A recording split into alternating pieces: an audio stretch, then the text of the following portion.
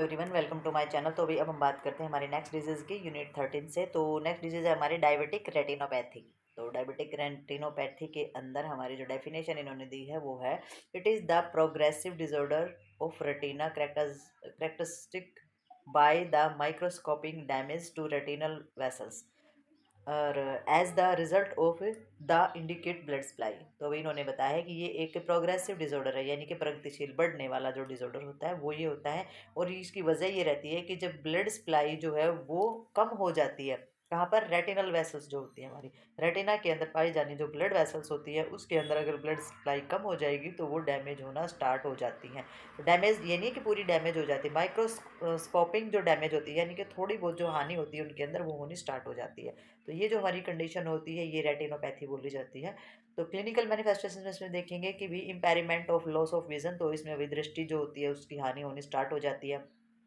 हेमरेजिंग और हमारा एक्सुडेशन से में ओकर्स, तो इसमें ब्लीडिंग होना यानी कि स्त्राव होना या फिर किसी भी प्रकार का रिसाव होना, ये हम चेक करेंगे इसके अंदर कि भी विज़न तो कम हो ही जाएगा, उसके साथ साथ ब्लीडिंग और किसी प्रकार का स्त्राव या रिसाव ना हो।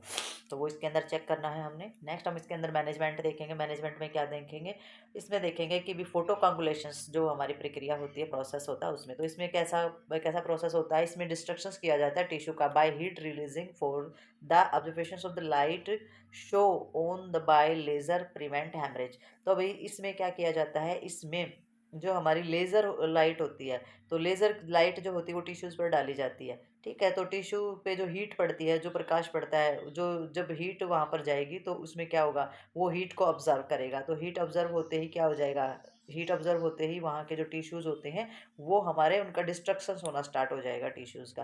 ठीक है, तो टिश्यूज़ जो है जब ज़्यादा हीट पड़ेगी, जब ज़्यादा रोशनी पड़ेगी तो उसकी वजह से टिश्यूज़ का डिस्ट्रक्शंस हो जाएगा, लेज़र की वजह से दिया जाता है, और इसमें जो हेमरेज होती है यानी कि जो ब्लीडिंग होती है वो रुक जाएगी। ठीक है, तो इस तरीके का लेज़र प्रोसेस हमारी आइज़ के अंदर किया जाता है। और विट्रोटॉमी के अंदर क्या होता है, इसमें रिमूव कर दिया जाता है whole part of the vitreous humour of the eyes including vitreous haemorrhagia भी इसको बोला जाता है। तो इसमें क्या होता है, इसमें जो हमारा विट्रोयस हैमर होता है यानी कि जो फ्लूइड पाया जाता है हमारी आइज़ के अंदर उसको कम्प्लीटली रिमूव कर दिया जाता है, हटा दिया जाता है आइज़ के अंदर से।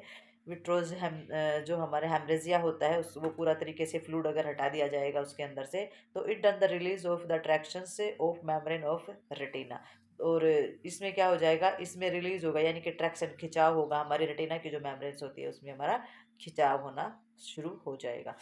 तो इसमें खिंचाव होता है हमारा रेटिना की मेम्ब्रेन्स के अंदर, और रिमूव कर दिया जाता है इसके अंदर हमारा जो भी विट्रोयस हैमर होता है, और वो सारा का सारा जो पार्ट होता है वहाँ का वो सारे के सारे को रिमूव कर दिया जाता है। तो ये हमारी मैनेजमेंट के अंदर जो है दो प्रोसेस थे हमारे आइज़ के, जो हमारी डायबिटिक रेटिनोपैथी।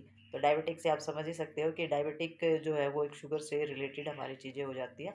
तो इसमें डायबिटिक की वजह से हमारी रेटिना के अंदर यानी कि हमारा जो ब्लड वेसल्स है वो अगर अच्छी तरीके से मतलब कि हल्की फुल्की डैमेज हो जाती है ब्लड की कमी की वजह से, तो वो हमारी कंडीशन फिर बढ़ती चली जाती है। तो ये हमारी कंडीशन डायबिटिक रेटिनोपैथी बोली जाती है। तो ये हमारी होती है यहीं पर कंप्लीट, बहुत ही शॉर्ट डिजीज़ थी ये। तो मिलते हैं नेक्स्ट डिजीज़ में और नेक्स्ट वीडियो के साथ, तब तक के लिए बाय बाय।